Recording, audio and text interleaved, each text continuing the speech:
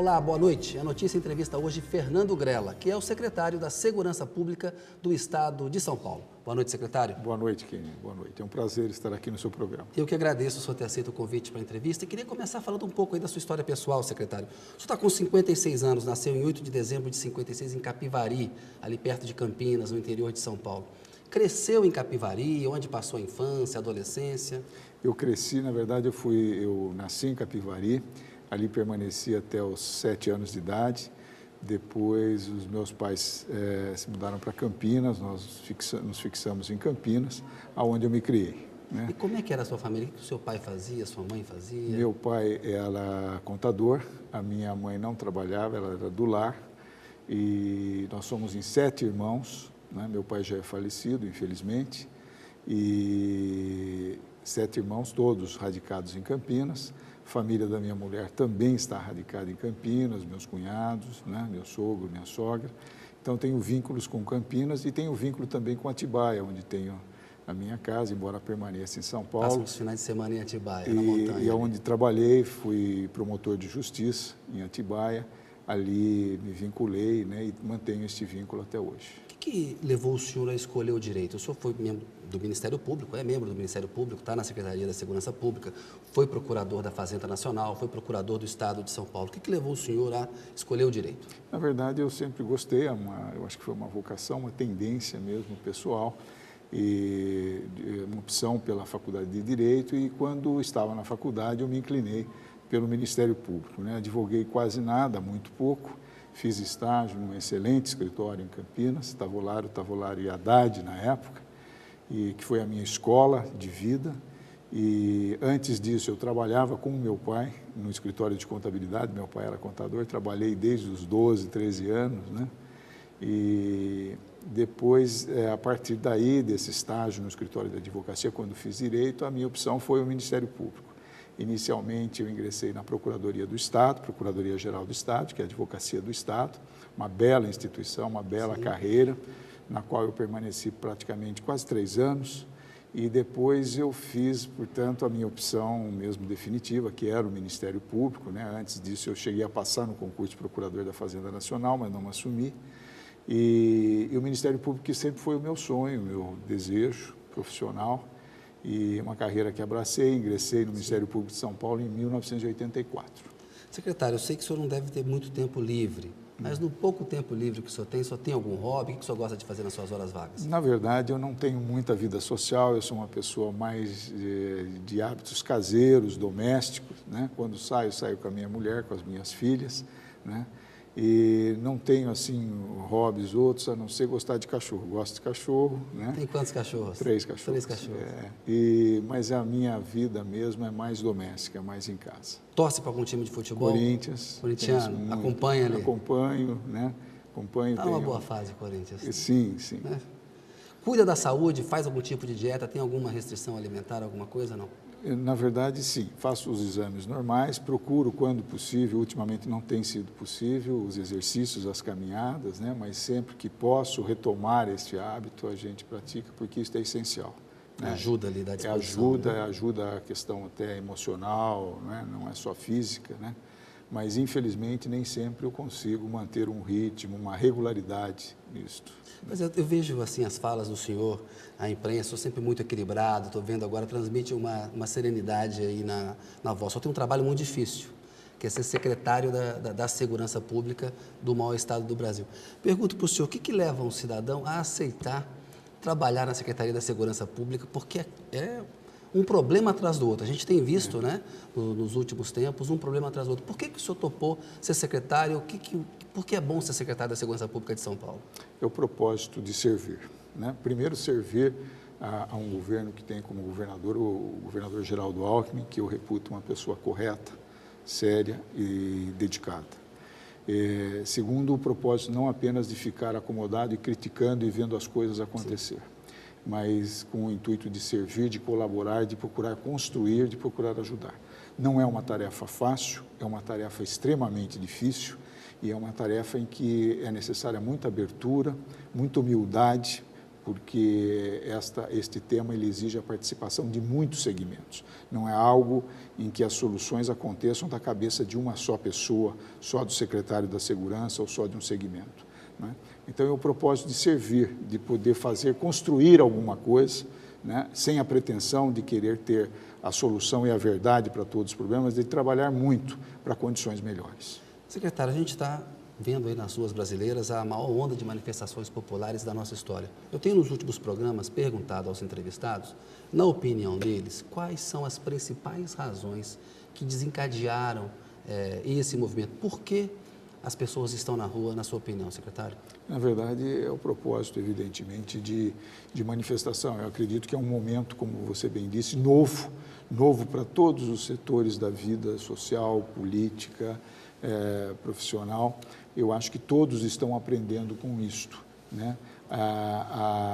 Aquilo que estava latente no sentimento popular acabou se colocando, às vezes de maneira mais intensa, um pouco exagerada, né? Mas é algo como que a população estivesse dando a sua sinalização clara para outros rumos, né?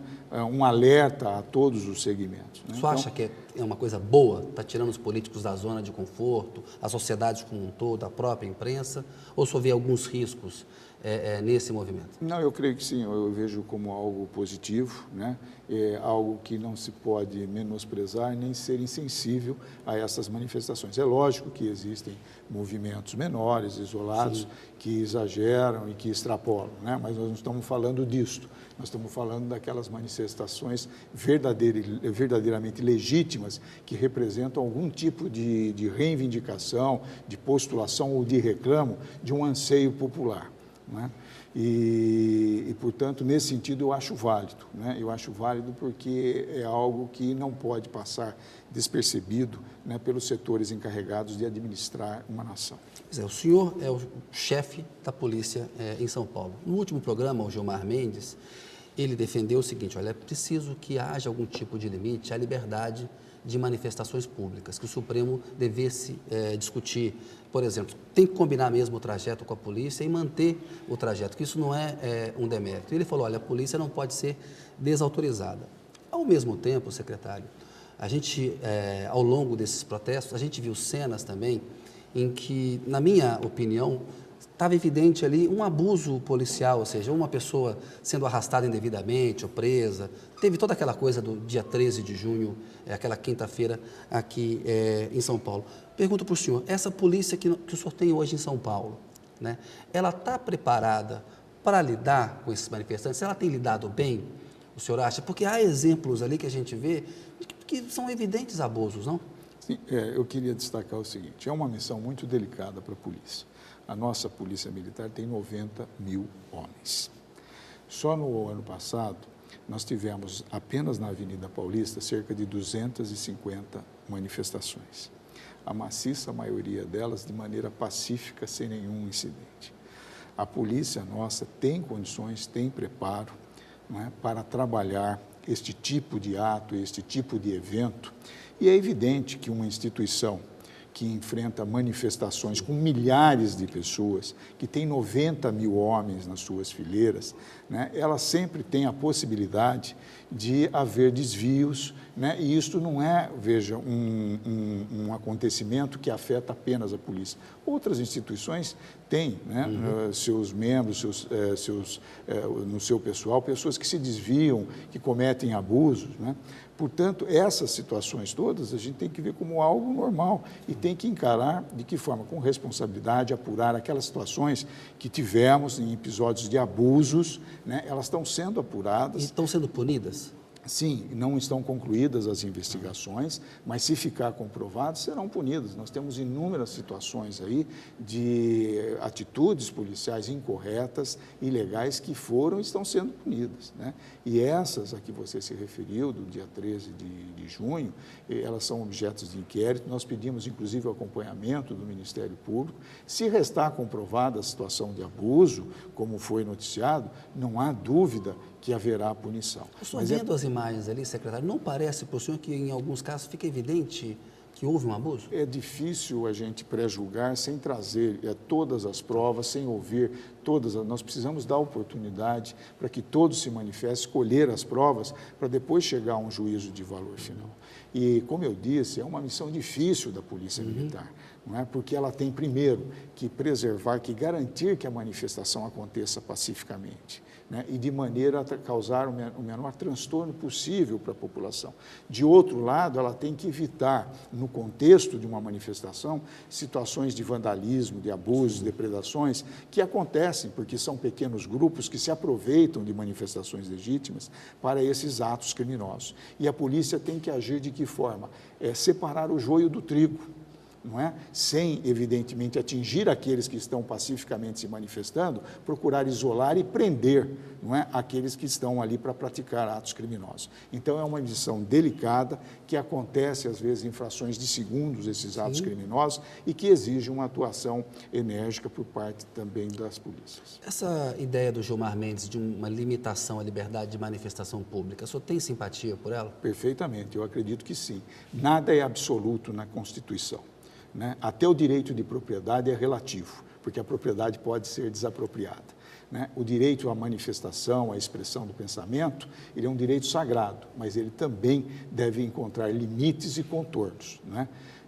E era importante, seria muito importante que o Supremo delimitasse, não é, o exercício desse direito. Nós temos duas ou três coisas, desculpa interromper você, duas ou três coisas práticas que eu acho que, assim, que não que o Supremo deva fazer, o que pelo menos ele devesse discutir na sua experiência. Quanto a local, definição de local, de trajetos, não é, o acertamento prévio da polícia. Por quê? Para que o direito de manifestação ele possa acontecer legitimamente, pacificamente, não é? E sem causar transtornos às cidades como São Paulo, outras grandes capitais, que já têm problemas enormes com a locomoção das pessoas, né? E que acabam pagando um preço muito maior com essas manifestações. Mas isso não pode limitar a liberdade e confinar, por exemplo? Porque um protesto, ele também tem a função de incomodar. Se ele não gera algum estresse, ele também não atrai atenção para ele.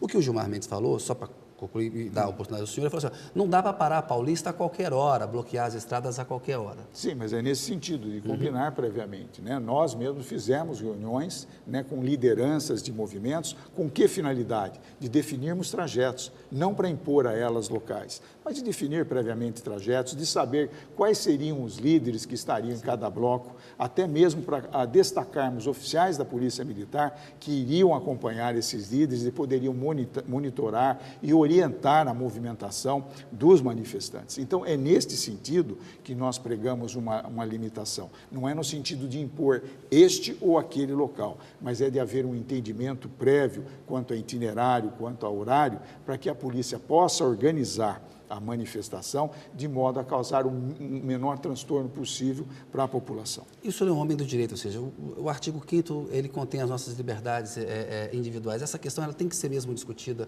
no âmbito do Supremo. Não dá, por exemplo, para o Estado de São Paulo estabelecer normas, porque isso pode acabar sendo envolvido num debate constitucional. É o Supremo que tem que fazer isso? É o Congresso? Qual é a esfera? É o Supremo, que seria, na verdade, aí, o órgão máximo que diria aí a palavra final. Nós temos uma decisão de pouco mais de um mês atrás, de um ministro do Supremo, que entendeu por bem cassar uma liminar do Tribunal de Justiça Militar que estabelecia limitações ao exercício do direito de manifestação, né? E restabeleceu o direito de manifestação em caráter absoluto, ou seja, mais amplo possível. Então, veja, nós respeitamos, não é nenhuma crítica, mas acho que é chegado o momento do Supremo debater este assunto. Não para se impor, evidentemente, à manifestação um local determinado, previamente definido, mas pelo menos para que isto seja previamente definido em termos de trajeto, de horário, para que a manifestação possa incomodar, sim, para chamar atenção. Né? Mas sem causar prejuízos maiores. O caso da Paulista é um exemplo, nós temos inúmeros hospitais. Tráfico de ambulância, alguém morrendo, né? Exatamente. Então, não é possível que se faça uma manifestação, né, em qualquer dia, em qualquer horário, quando as pessoas... Eu acho que isso tem que ser previamente acertado em benefício de todos, dos manifestantes, para que eles tenham visibilidade na sua reivindicação, né? Mas do restante da população que não quer ou não pode participar da manifestação. Secretário, a sua opinião sobre os Black Blocs? Eles são um grupo anarquista, né? E se a gente pegar, a gente vive num Estado democrático de direito, a nossa lei ela proíbe, né, que seja destruído o patrimônio público, o patrimônio privado. Mas eles têm uma ideologia, e vamos, assim, sem entrar no mérito, é vandalismo ou não, admitindo que se trata de uma ideologia que eles acham que destruir, por exemplo, uma concessionária ou um banco, está destruindo os símbolos do grande capital, que isso é uma forma legítima de protesto. Quero perguntar para o senhor primeiro, o senhor acha que como protesto é uma forma legítima?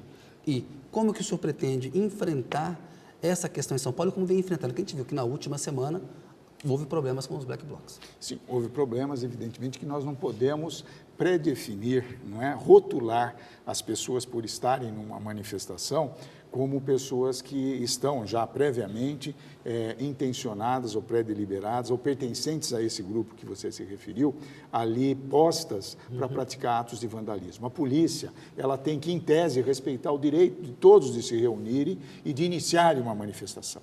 E a polícia tem que fazer esse acompanhamento e a sua intervenção deve acontecer, e por isso é difícil, a partir do momento que detecte uma ação concreta, objetiva, voltada para abusos, para atos criminosos, para vandalismo e para agressões, né? Não é possível que a gente rotule previamente, não é, as pessoas, como eu disse, que estão reunidas, né, como seguidoras ou como ali que tenham a intenção de praticar atos de vandalismo. É um filtro, uma identificação que tem que fazer na hora. Na né? hora. Antes, né? Vocês fazem um monitoramento para saber de convocação. Sem dúvida. Há um acompanhamento. Acompanhamento, né? das redes sociais, Sim. de todos os meios de comunicação, para saber que ato, o que acontecerá, o horário, etc., e a polícia poder exercer o seu papel. Né? A violência, sob alguma forma, ela é justificável como uma forma de protesto, na sua opinião? Não, não é. Eu não acredito que a violência possa ser justificável de maneira nenhuma, né? A violência, ela nega exatamente a ordem pública, o direito, a paz pública, né? Não é o caminho indicado. Secretário, voltando hoje, nós estamos aqui em agosto, voltando aí a 2 meses, olhando para um registro histórico. Quando a gente lembra do dia 13 de junho, aquela quinta-feira, em que houve aquela forte repressão, na minha opinião, algumas cenas, fica claro um abuso, mas o senhor está colocando que claramente essas coisas têm que ser apuradas, tem um trâmite legal que tem que apurar, é assim que é no Estado de Direito. Agora eu pergunto para o senhor, olhando hoje com uma certa autocrítica, também, se for possível, se couber na sua opinião, foi um erro ter colocado a tropa de choque, ter anunciado na véspera, como o governador Alckmin falou, vamos usar a tropa de choque, aquilo de alguma maneira não estimulou a escalada, ou seja, a ação definida hoje, para 13 de junho, se o senhor pudesse voltar no tempo, o senhor teria repetido, tomado as mesmas decisões que tomou ou teria agido de uma maneira diferente? Eu acredito que não. Esse é um momento, num contexto geral, novo para todos. Nós estávamos falando disso, né? É novo para a esfera política, é novo para a polícia, é novo para a sociedade, para todos os setores, né? Eu acho que naquele momento as forças foram empregadas adequadamente pelo que os fatos apontavam, né? Houve um momento ali de impasse entre os manifestantes e a polícia que estava organizando aquele evento, e houve uma reação de setores que não eram os manifestantes, mas que estavam infiltrados. E isso desencadeou uma reação da polícia inicial e motivou, evidentemente, abriu um espaço para que estes grupos mais violentos pudessem prosseguir com os atos de vandalismo que nós depois também assistimos. Então, não acho que houve um erro estratégico, não. É porque era um momento novo, não é? Mas o que o senhor faria de diferente hoje? Não, eu acredito que, na verdade, acredito que, na verdade, ali o que poderia ser feito de diferente, muito pouco, acredito eu. Colocaria as mesmas forças, né? Usaria o choque? Naquele momento? Eu acredito que sim, porque o número de manifestantes era enorme, né, era grande, e nós vimos depois, na sequência, os atos de vandalismo praticados, os ônibus quebrados, incendiados.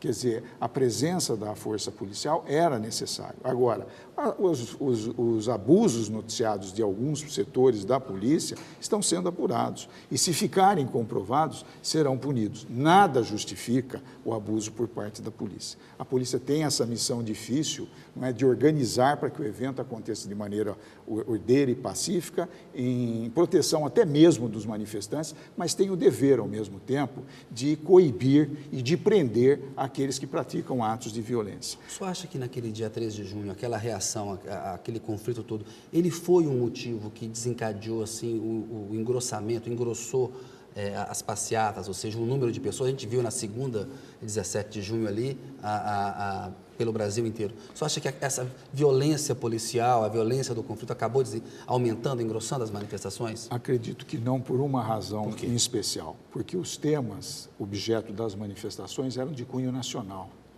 Não eram temas focados aqui em São Paulo. Mas tinha a questão da tarifa, por exemplo. Mas que não era local e que depois nós vimos todas as outras manifestações que se seguiram com enfoques em temas muito mais nacionais do que locais. A tarifa era uma realidade aqui, mas foi em muitos estados. Era uma coisa que estava latente nacionalmente. Nacionalmente, tanto que nós vimos outras reivindicações. Então, não era um problema local de São Paulo. Né? Era o desejo da população manifestar o seu inconformismo com muitas coisas. Né? E, secretário, depois daqueles dias, ficou uma impressão em algumas intervenções que a polícia fez, a própria imprensa falou, a polícia agora está mais tímida, está com medo de intervir, porque a sociedade critica, a mesma imprensa que pedia polícia reprimindo numa semana, depois criticou a polícia. Isso influenciou, aquele dia, intimidou depois a ação policial em São Paulo? Não, não intimidou. Eu acho que a polícia, ela, na verdade, ela tem sempre um aprimoramento no seu procedimento. E, como eu disse, foi um momento novo. Ninguém pode negar isto.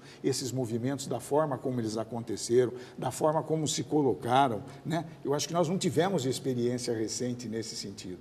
Portanto, todo dia de manifestação era um aprendizado e a polícia passou a cada dia a se aperfeiçoar na sua abordagem, na sua maneira de tratar estes movimentos. E isso está acontecendo até hoje, não é? E a gente tem que aprender com o dia a dia, com as atividades. O que não pode, não é insistir em técnicas, em procedimentos operacionais estanques. Nós temos que estar atentos e acompanhando e trabalhando sempre para melhorarmos. Secretário, vou pedir licença, senhor, um minutinho. A notícia volta daqui a pouco com o secretário Fernando Grande.